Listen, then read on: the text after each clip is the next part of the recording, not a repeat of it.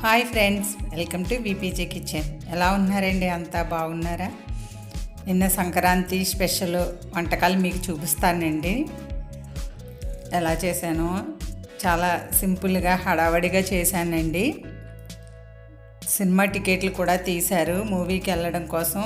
త్వరగా వంటలన్నీ చేసేసుకొని పూజ చేసేసుకొని వెళ్ళామండి. పూజ చేసే విధానం వీడియో తీద్దామనుకున్నాను కానీ కుదరలేదండి. చాలా హడావడి అయిపోయింది. నేను చేసిన వంటకాలు చూపిస్తాను ఇప్పుడు. అలాగే మీరేం చేశారో కూడా కామెంట్ చేయండి. ఫస్ట్ కలగూర చేసేసానండి. కలగూర అంటే తెలుసు కదా, పచ్చిమిర్చి, ఆనియన్స్, చిక్కుడుకాయ, కంద, ఆనపకాయ, గుమ్మడికాయ, అలాగే వంకాయ, ములక్కాడ ఇవన్నీ వేసి కలగూర కింద చేస్తామండి. టమాటాలు కూడా వేసేసి పసుపు, ఉప్పు, కారం అన్నీ వేసి ఉడకపెట్టుకోవాలి. ఉడకపెట్టేసిన తర్వాత అది తాలింపు వేసుకోవాలన్నమాట.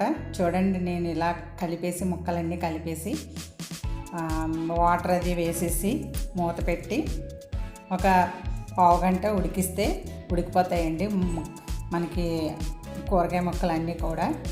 అలాగే పక్కన పాలు, బియ్యం పెట్టానండి పరమాన్నం కోసం. ఇవి ముక్కలు కూడా ఉడికిపోయాయండి. ఇందులో మనం చింతపండు పులుసు వేసుకోవాలి. అలాగే బెల్లం వేసుకొని బాగా కలిపి ఉడికిన తర్వాత తాలింపు వేసుకోవాలండి. ఇది కలగూర అంటారు, మేము ఇలా చేసుకుంటామన్నమాట. ఇది కంపల్సరీ పెద్దవాళ్ళకి, అంటే మన చనిపోయిన పెద్దవాళ్ళకి ఈ కూర వేసి కంపల్సరీ భోజనం పెట్టాలి. అలాగే పులిహోరకు కూడా రెడీ చేస్తున్నానండి.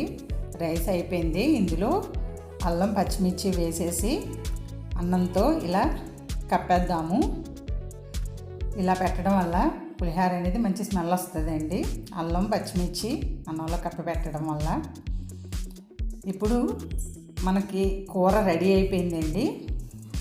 ఈ కూరకి తాలింపు వేసేసుకుందాము.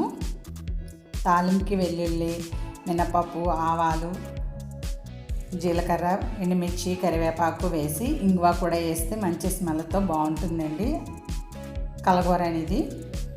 వేసేసుకుని తాలింపు వేసేసుకోవాలి ఇందులో. ఇలా తాలింపు వేసేసి ఈ కూర అయిపోయిందండి, రెడీ అయిపోయింది. ఇది పక్కన పెట్టుకుందాము. ఇది పక్కన పెట్టుకుని ఇప్పుడు చింతపండు పులిహోరకి చింతపండు ఉడకబెడుతున్నానండి. అందులో పసుపు, బెల్లం వేసుకుని తగినంత ఉప్పు కూడా వేసేసుకుని కలుపుకోవాలి. బెల్లం వేస్తే చాలా బాగుంటుందండి. పులిహోరకి కంపల్సరీ బెల్లం వేయాలి చింతపండు పులిహోర చేసినప్పుడు. ఇక్కడ పరమాన్నం కూడా రెడీ అయిపోయింది మనకి. ఇది పక్కన పెట్టేసుకుందామండి. పక్కన పెట్టేసుకుందాము. చూసారా, చింతపండు పులుసు అనేది కూడా బాగా ఉడికిపోయింది. ఇప్పుడు దీన్ని మనం రైస్లో కలిపేసుకోవాలి. ముందు పులిహోరకి చింతపండు పులుసును పట్టించాలి, తర్వాత పోపులు వేయాలన్నమాట. కలిపేసుకుందాము ఇందులో వేసుకొని బాగా. ఏదైనా కానీ చింతపండు పులిహోరే బాగుంటుంది కదండి. చూడండి, పోపు మీకు తెలుసు కదా, ఎండుమిర్చి, కరివేపాకు, పచ్చిమిర్చి, అల్లం, మినపప్పు, శనగపప్పు, ఆవాలు అన్నీ కలిపి పోపేసి మనం పులిహోర కలిపేసుకోవాలి. ఇది కూడా కలిపేసుకొని పక్కన పెట్టేసుకున్నానండి. ఇప్పుడు గారెలు వేస్తున్నాను అనమాట. తెలుసు కదా, గారెల పిండి రుబ్బి ఎంత పని ఉంటుందండి. పండగ అంటాం కానీ చాలా పనులు ఉంటాయి మనకి. ఆడవాళ్ళందరికీ ఈ పనులతోనే సరిపోతుంది మనకి. ఇలా గారెలు కూడా వేసేసుకున్నానండి. వడలు కూడా వేసేసుకొని పక్కకు తీసేసుకుంటామన్నమాట. ఈ విధంగా చేసుకుంటామండి మేము. అలాగే పప్పు కూడా ముద్దపప్పు ఉండాలి. గారెలు, కలకూర, అలాగే పరమాన్నం, పులిహోర, రైసు ఇన్ని కలిపి ఇలా చేసి పెరుగుతో సహా మనం మూల పెట్టుకున్నామండి. ఆ వీడియో తీయలేకపోయాను.